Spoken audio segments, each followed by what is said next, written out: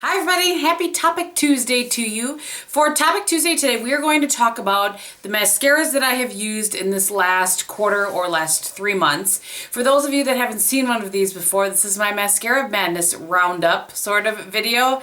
And I will list a few others in the description box that I have done. I am kind of really weird about wanting to make sure that I change up my mascaras every 3 months. So I just simply do it with the quarters of the year. So January, February, March, April, May, June, that sort of thing. So it is the end of the March. It's the end of March, and it is time to exchange out these mascaras for new ones. That way, not only am I, tossing them after 3 months, but I'm working through some of the ones that I have, and I'm able to give you guys more information on the mascaras that I've been using and trying and that sort of thing. I do just want to preface this with, if anybody thinks that what I'm showing you is a lot of mascaras to use in a 3-month period of time, please understand that A, I am on YouTube and I'm doing reviews for you guys, and B, I have made the decision that I will not suffer through a bad mascara. If I don't like how my lashes look and I don't like how I look towards the end of the day, or it's doing things that are driving me crazy through the day, I will not suffer through a mascara. So that is a decision that I have personally made.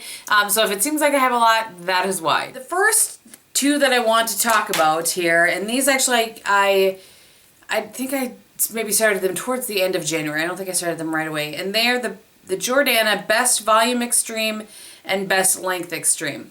And let me just say before, I have used and tried the Jordana Best Lash Extreme, I think is the one, in the black with the purple. And that one transferred underneath my brow bone in a major way within a couple hours. I tried and tried with lots of different things. While I love how my lashes looked with that mascara on, and I know that lots of people love it, it just didn't work for me. So we'll get that out right away. So this is the brush on the Best Volume Extreme. It's ginormous. You see how big that brush is? Look it's my wrist. That's the brush. It's huge. And then the brush on the Best Length Extreme looks like that. Very sparse and that sort of thing. So I didn't like either one of these. I tried them together. I tried them separately. This one, the Best Length Extreme, does nothing but almost tint your lashes. At least that's what I found. It didn't add length. It didn't, not that it's claiming to add volume, but it didn't add volume. It didn't even, it did nothing. It did absolutely nothing for my lashes.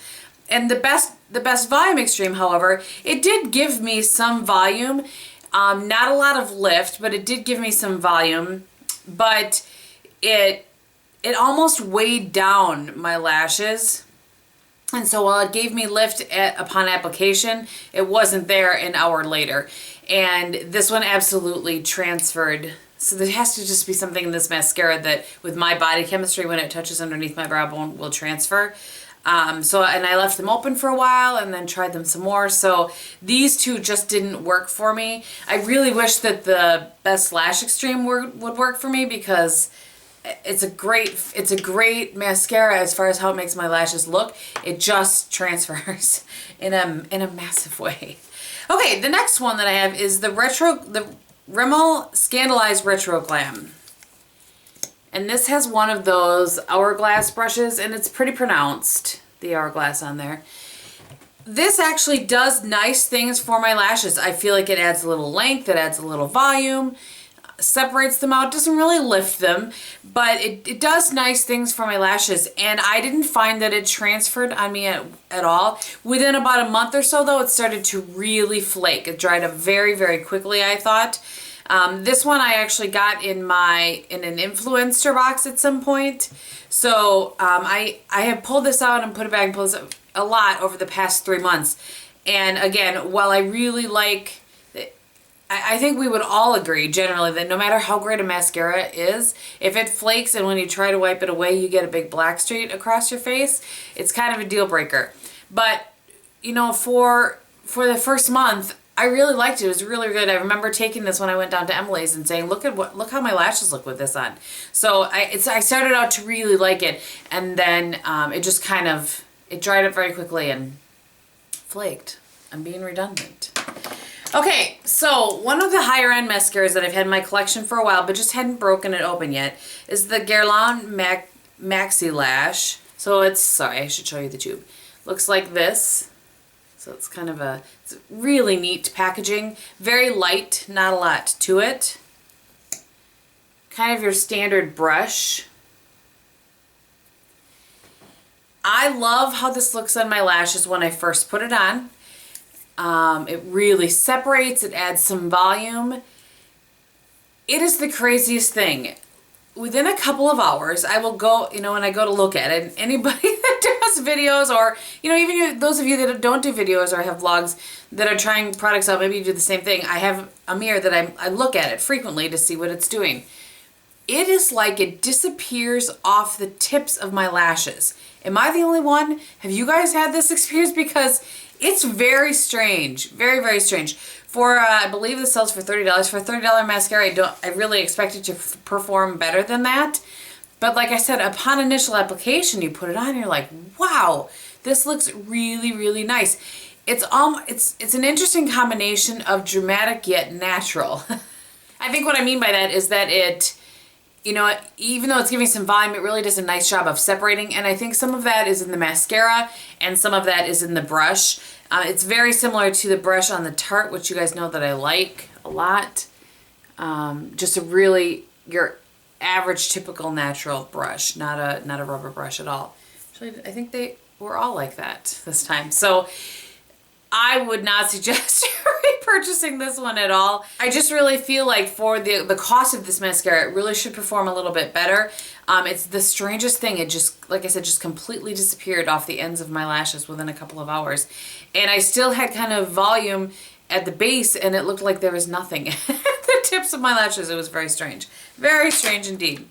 So the last one that I have to talk about, I just recently discussed this, or the last two I should say. I just recently did a video comparing these two. This is the Too Faced Better Than Sex Mascara in the sample size. And then the Tarte Lights Camera Lashes, which I've talked about before, but I did open one up this month. So, or this quarter. So the Tarte Better Than Sex, as I said, I love how it looks. I love what it does. I love it all.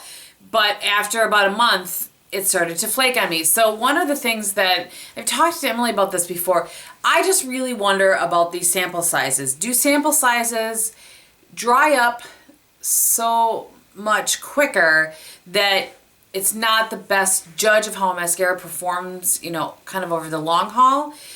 Or is it a, you know, I don't really know. So I would have originally thought that that was the case, but so many of you guys had commented that you have had the same flaking issue that I had with this mascara. So I don't think that I'm alone in that. It just makes me sad because it really performs, other than the flaking, it performs so well and just makes your lashes look amazing. So it just really makes me sad. I have one other sample size of this that I will absolutely be working through and using because I like it. I will just use it until it starts flaking on me, and then I will stop. So, and then the final thing, I'm not going to spend a lot of time, as I drop it, I'm not going to spend a lot of time on this because I've talked it to death probably since I started my channel, is Tarte Lights Camera Lashes. Absolutely my favorite mascara of all time. I don't know what the coloring is doing on my camera. I'm sorry if I'm looking at the viewfinder a lot, but something's going weird. Something's wonky. At any rate, I love this mascara. It's, like I said, it's just my favorite. Oh, I should show you. I'm sorry, I didn't show you the brush on this one in case this is your first time seeing this brush on the Tarte, or on the Too Faced, excuse me. This one also is an hourglass, but it's just very, just barely an hourglass. And I think that's one of the things that actually really helps this mascara apply in your lashes very well. I'll link that video below for you guys, by the way. And then this is that is the brush on the Tarte. Just your basic natural brush. With this particular brush, it just really separates, lifts, volumizes it. It does it all. It's just a great, great mascara. So yeah, it was an interesting kind of trial and error this quarter for mascara. I'm keeping the Tarte I opened kind of midway through, so I'm actually keeping this one in my, you know, in my cup of mascaras. I'll pull out a few more. So we'll reconvene on Mascara Madness at the end of June, right? April, May, June. Yep, at the end of June. Hopefully it'll be much warmer than it is right now. Thank you guys so much for watching. If you're not interested in seeing what's on my face, and if you are, I will run it down very quickly for you. I am back to using the Missha Perfect Cover until I use it up. And I will show you in case any of you are curious. I'm getting there. I depotted it into this, or cut it open into this, in case anybody's wondering. For my blush today, I pulled out one of my absolute favorites, Tom Ford Frantic Pink. I love that blush. On my eyes today, on my inner third, I used Stila's Kitten. I just have a little kind of baby single of that. Deluxe sample, whatever. And then I used Urban Decay's Roach on the outer 2/3. Gorgeous bronzy brown. And then I just use a little bit of MAC Wedge to transition that out. And then a little bit of MAC Brule as my brow bone highlight.